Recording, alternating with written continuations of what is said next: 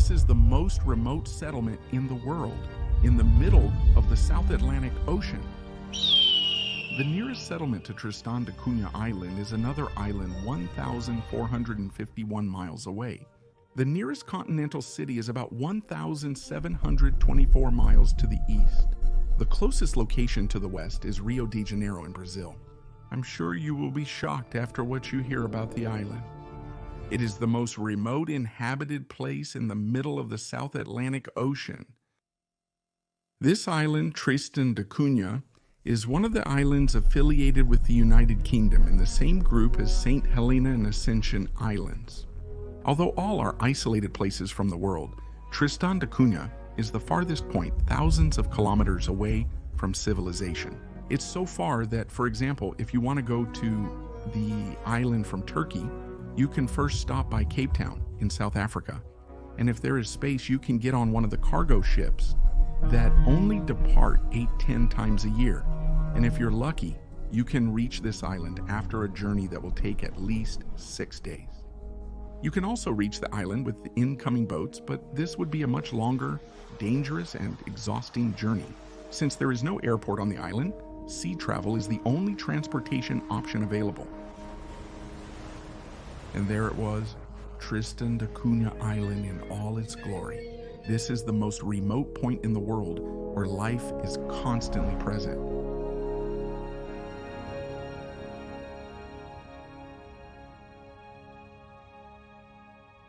When you step onto the island, there's a sign that welcomes you, and it says, "Welcome to the most remote island." The capital of the island is Edinburgh of the Seven Seas, and the official language is English. However, the English language has evolved over time in such a way that due to the people's limited communication with the outside world, it has become unique. Not much happening. Slow-paced factory cricket players on the island. Total population was 249 in the last census. These people live in a village named Edinburgh in the north of the island. The families living in the village are descendants of the first settlers and are among the survivors, among the current residents. The island has a hospital, post office, museum, church, research institute, a golf course, bakery, bar, and a swimming pool. A police station has a single officer on duty.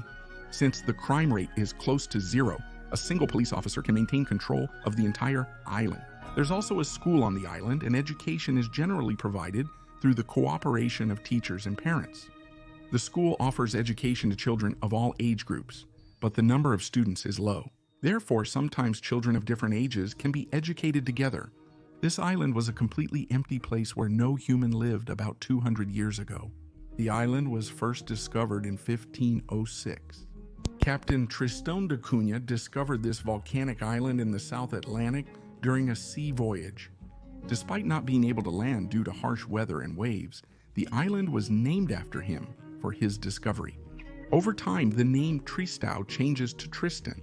In the 1600s, this place was used as a stopover for whale hunters and trade ships, but no settlement was made on the island until the 1800s.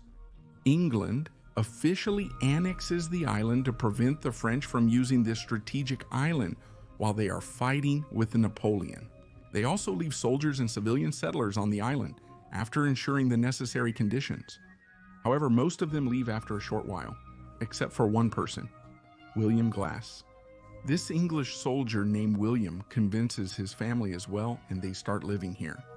Maybe William did this to avoid reliving the war or losing his family, or for some other reason.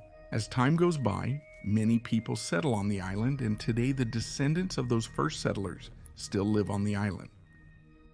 This island has such a beautiful aspect, that is, it's completely safe, because everyone on the island knows each other completely, and they don't accept anyone they don't know from outside. Harold Green, the island's oldest resident, has lived his whole life here. And What's it like living in such a small community? It's a nice life, you know. And if anyone is having a problem, a house or a home, they help them. And we leave our other doors helpful everywhere for our children.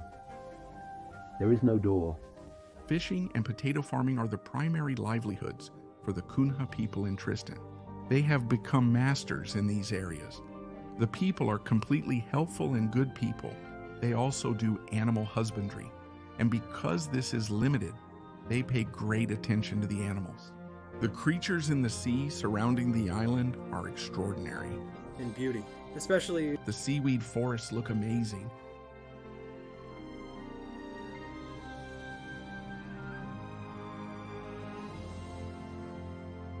Quite enchanting. This island, which looks great in every way, has a big flaw. Volcano.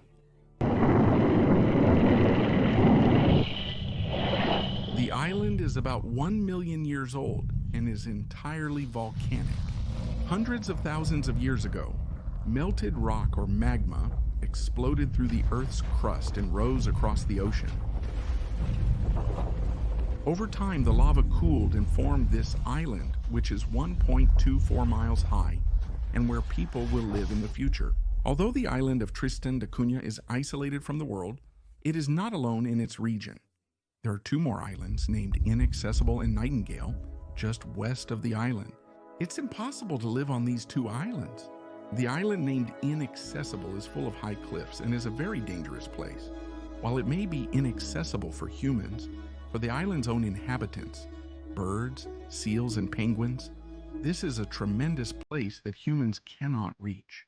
The nearby Nightingale Island, on the other hand, is an island that the inhabitants of Tristan Da Cunha occasionally visit for fishing and hunting.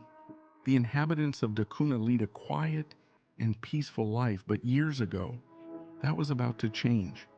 On the morning of October 10th, 1961, a nasty surprise awaited the islanders as they opened their eyes. Because the volcanic structure on the island had become active. Smoke had started to rise, and soon after, the volcanic mountain erupted with all its might.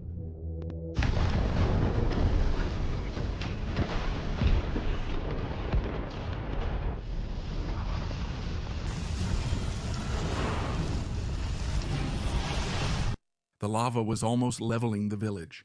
Traces of this volcanic eruption can still be seen on the island. After the volcanic eruption in 1961, those on the island were first taken to Nightingale Island by local fishing boats. From there to England. About 2 years later, many of them returned to the island. There was clearly something that attracted people here. Who would want to spend their life on this island with limited opportunities in the middle of nowhere? I guess we'll never know unless we live there.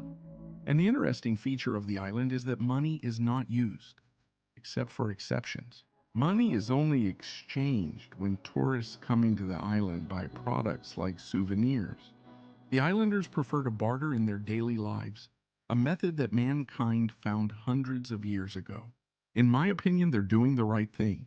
Settling on the island is impossible due to strict immigration control. Without a family connection to the village residents, migrating to the island is not possible. That's why the island is peaceful and safe anyway. But there is an exceptional situation to live here. That is to work. To come to work and stay for at least 2 years. That is also preferred according to job vacancies on the island. The island is unaffected by pandemics, world wars, and economic crises. I guess this must be the nice side of being isolated from the world. Maybe this is one of the reasons why they chose here. Tristan Da Cunha, despite being so far from the world, tells a unique story, proving how a community can survive in solidarity and harmony with nature. We think they live in solitude in the most isolated place in the world. Yet, perhaps the real loners are us, living in chaos and confusion among crowds outside this island.